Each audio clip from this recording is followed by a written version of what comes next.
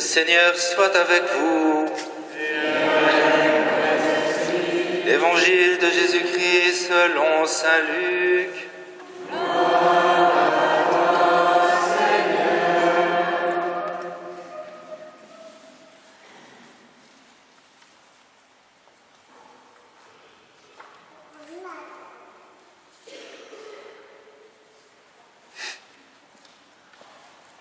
Beaucoup ont entrepris de composer un récit des événements qui se sont accomplis parmi nous, d'après ce que nous ont transmis ceux qui, dès le commencement, furent témoins oculaires et serviteurs de la parole.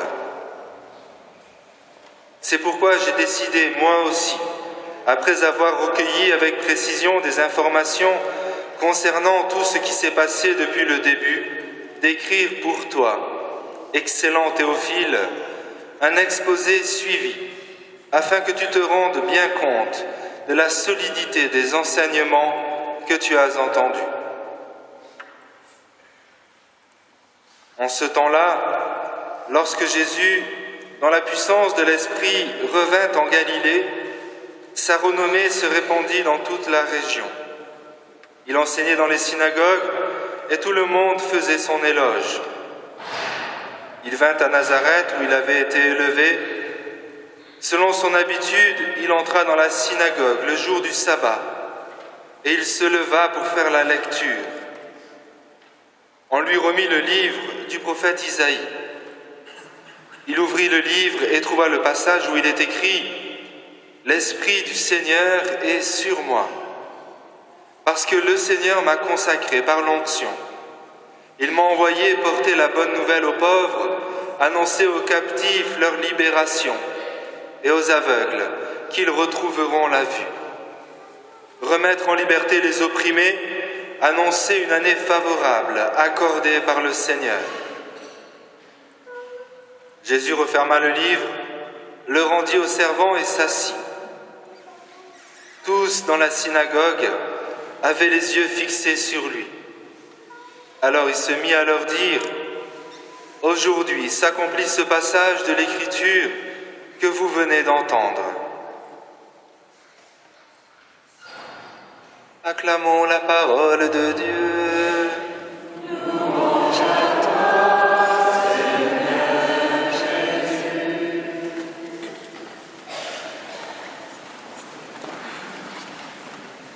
L'évangile que nous venons d'entendre, surtout la première partie, n'est pas un évangile que nous avons peut-être l'habitude d'entendre. Je vois certains parmi vous qui mettent des lunettes de soleil parce que les vitraux sont bien... J'ai l'impression d'être à la plage un petit peu comme ça, quand je vous vois avec des lunettes de soleil. Cette première partie de l'évangile, nous ne sommes pas habitués à l'entendre. Et il est bon, justement, qu'elle fasse partie de la liturgie pour nous rappeler quelque chose d'essentiel de notre foi. Et surtout que cette réalité dont je vais parler maintenant, c'est souvent quelque chose qui est contesté.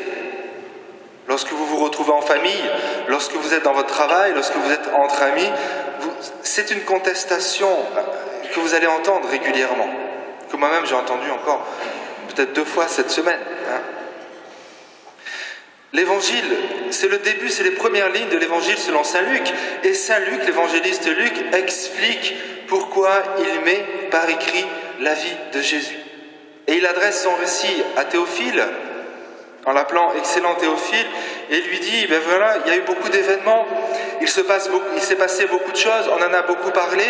Eh bien moi-même, qui n'ai pas été un témoin oculaire, donc on sait que saint Luc n'est pas quelqu'un qui a suivi Jésus, mais il a mené son enquête auprès de ceux qui ont vécu avec Jésus. Et il met par écrit l'histoire de Jésus. Vous voyez, la première chose qu'il est important d'entendre, c'est que oui, je dirais indépendamment d'une démarche de foi, Jésus a existé. Et saint Luc se présente comme un historien qui retrace la vie de Jésus.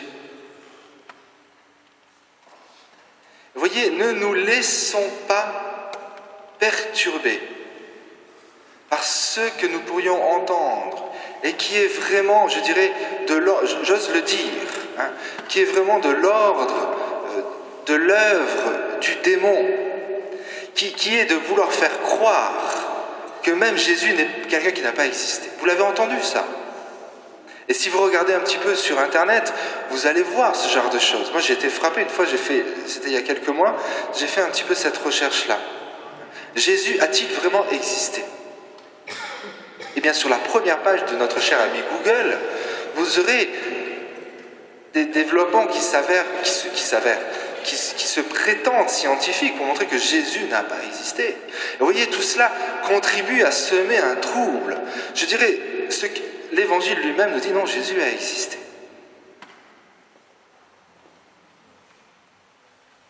Mais voyez, disant cela,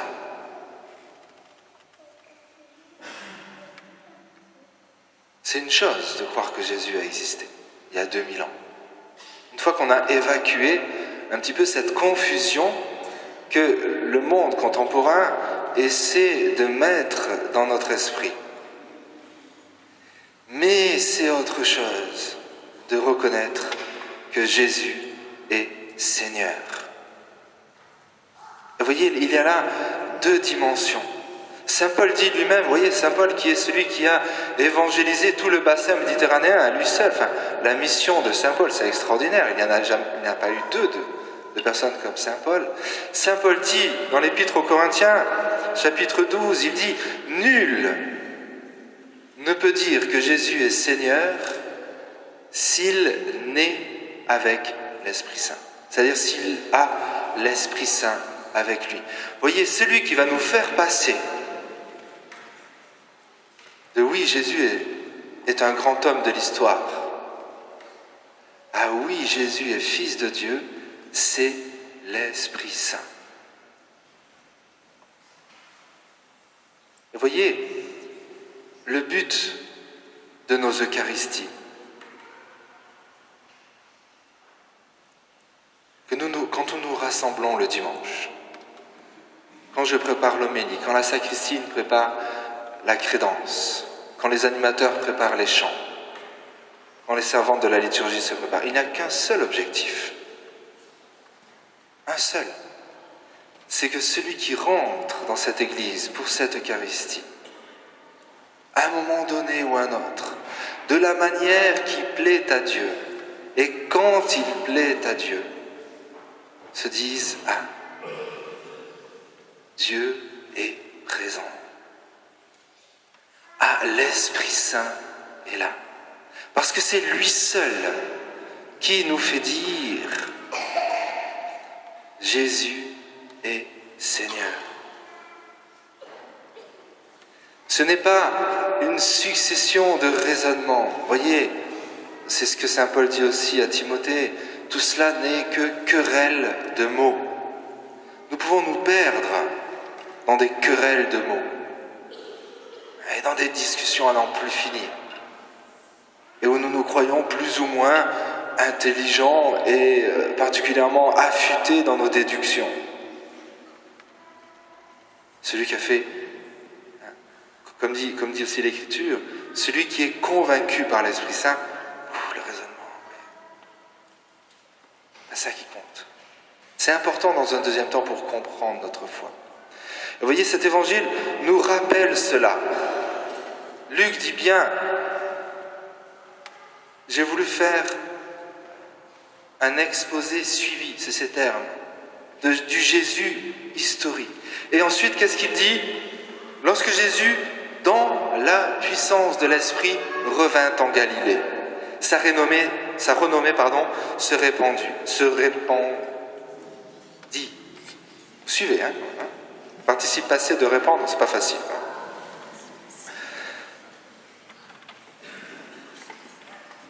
C'est l'Esprit Saint qui fait que la renommée de Jésus se répand. Voyez? Et dans cette Eucharistie, il nous est important de demander l'Esprit Saint. Vous voyez, lorsque nous participons à une messe, c'est avant tout Bien sûr qu'il y a une rencontre les uns des autres et qu'on est content de nous retrouver, et c'est important, c'est capital. Mais c'est une rencontre avec l'Esprit Saint. Alors, si on continue cet évangile, Jésus entre dans une synagogue, la synagogue de Nazareth, là où il a grandi, il ouvre le livre, ce qui laisse sous-entendre d'ailleurs qu'on reconnaissait déjà à Jésus une autorité. Il commente le passage du livre d'Isaïe qu'on lui a donné, et il dit « Aujourd'hui s'accomplit cette écriture ». Et voyez, là aussi, c'est un deuxième point que je voudrais relever. Aujourd'hui s'accomplit cette écriture, nous montre ou met en évidence que Dieu, dans l'Ancien Testament, que Jésus, dans notre vie, conduit notre histoire. Il y a un temps où il y a une prophétie et il y a un temps où l'écriture s'accomplit. Et je voudrais, sans trop développer, mais c'est quand même important de l'entendre. Vous voyez, lorsque nous relisons notre vie sous le regard de Dieu, nous pouvons la relire, je dirais, à travers la clé de lecture qu'est l'histoire d'Israël. Il y a un moment où Dieu se révèle. Il y a un moment où Dieu se montre à nous de manière particulière. Et je dirais, ça rejoint le premier point que je disais, c'est cette expérience de l'Esprit Saint qui nous fait dire Dieu est là. Ça me rappelle, je disais récemment à quelqu'un qui,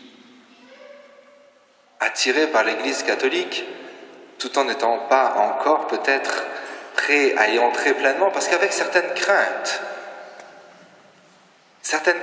de trouver une Église peut-être pas aussi belle qu'elle le souhaiterait. Je disais à cette personne, je ne suis pas là pour vous convaincre que l'Église est belle, parce que j'y arriverai pas, et parce que vous trouverez toujours dans l'Église des choses qui ne vont pas vous plaire. Vous trouverez toujours dans l'Église un prêtre que vous ne supporterez pas, ou un animateur. Moi, je pense pas à François. Mais vous savez, j'en profite pour le dire, dans la paroisse, on a différents animateurs de chant. Ils sont tous là. Et je suis content de le dire justement devant eux. Ils ont chacun leur style. Et je souhaite que ce soit comme ça. Mais c'est évident que celui qui va aimer le style de François et Clotilde, peut-être aimera moins le style de Bernard et Sandrine. Et inversement. Ça ne sera jamais parfait. Ou alors, certains diront, ah, moi je ne viens que quand c'est Evelyne qui anime. Il y a différents styles. Et je souhaite, moi, que justement ça tourne, chacun son style. Vous voyez, on ne peut pas... c'est parce que l'Esprit est là que nous prions. Alors, je reviens à mon deuxième point. Dieu est là dans notre histoire. Donc, ce qui est important, c'est de voir que Dieu nous a appelés. Dieu s'est révélé à nous. Et si nous en doutons, si nous ne sommes pas sûrs, eh bien, ça doit être le sujet de notre prière.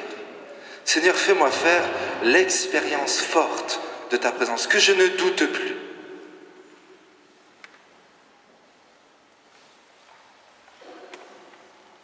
Et lorsque Dieu a appelé quelqu'un, si on regarde l'Ancien Testament, lorsque Dieu a appelé quelqu'un, qu'est-ce qu'il fait après ?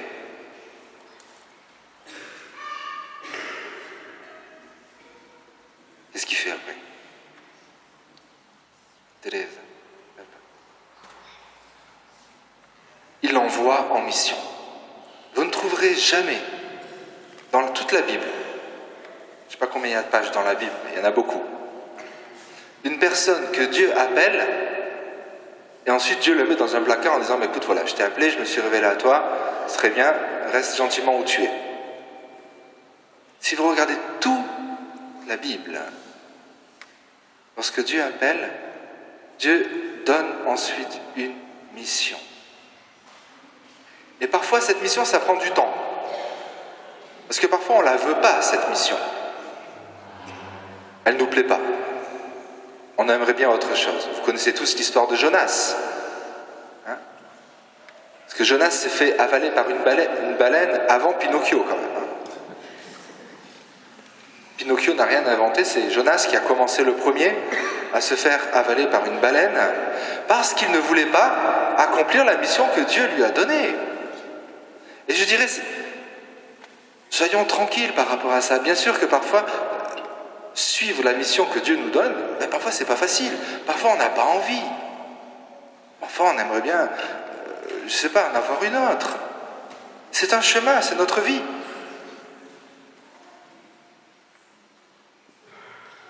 Et ensuite, si on en reste à l'Ancien Testament, Dieu appelle.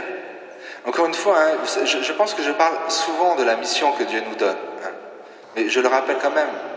Il ne faut pas penser tout de suite à de grandes choses. Hein. La mission que Dieu nous donne, ça peut être très simple.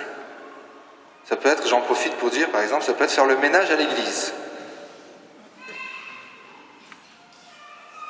Parce que pour l'instant, l'équipe ménage de l'église de la Garde, c'est 2 personnes qui sont vaillantes et fidèles.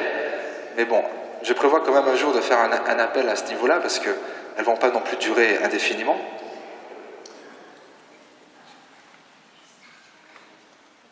Et la 3e étape, c'est quoi? C'est la récompense. C'est la terre promise. La mission, c'est pas pour le plaisir de faire quelque chose et de se bouger, hein, ou d'aller à la salle de sport, je ne sais pas. C'est dans un objectif précis, un but précis, qui est la terre promise, c'est-à-dire résider avec Dieu, demeurer avec Dieu. Vous voyez, l'évangile d'aujourd'hui nous dit tout cela. D'une part, il nous rappelle l'importance de faire l'expérience de Dieu. Je dirais, nous vivons une messe. Je dirais, notre cœur s'est ouvert au cours d'une messe lorsqu'à un moment donné de l'Eucharistie, quel que soit le moment, nous goûtons cette présence de Dieu. Vous voyez, c'est important, par exemple, le psaume. Quand nous avons chanté le psaume, bon, moi je suis en face de vous là, donc je vous entends quand vous chantez, ou quand vous ne chantez pas. Mais pendant le psaume, vous avez chanté. On entend cette unanimité. C'est beau de vous entendre chanter. Parce que ça veut dire, c'est vraiment une assemblée, un peuple de Dieu qui s'adresse à Dieu.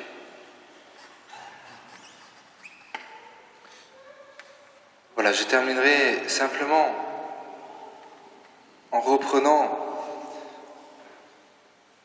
le texte d'Isaïe que Jésus a lu dans cette synagogue de Capharnaüm en disant que cette parole aujourd'hui s'accomplit. Jésus dit, l'Esprit du Seigneur est sur moi, il m'a consacré par l'onction, il m'a envoyé porter la bonne nouvelle aux pauvres. Vous voyez, la venue de Jésus est là pour porter la bonne nouvelle aux pauvres. C'est-à-dire que aujourd'hui, vous voyez, Jésus dit, aujourd'hui cette parole s'accomplit. Lorsque vous, dans l'évangile selon saint Luc, lorsque vous lisez le mot aujourd'hui, ça a un sens théologique. Ça veut dire que c'est aujourd'hui. Ça veut dire que ce n'est pas il y a 2000 ans. Il y a beaucoup de fois où saint Luc utilise le mot aujourd'hui. Et quand il rencontre Zachée, Jésus dit aujourd'hui, le salut est arrivé dans cette maison. Donc c'est aujourd'hui que la bonne nouvelle est apportée aux pauvres. Alors nous-mêmes soyons pauvres. Ce que nous avons peut-être de lourd, ce que nous avons comme prière, comme intercession, déposons-le dans le cœur de Dieu et lui-même viendra nous annoncer la bonne nouvelle. Amen.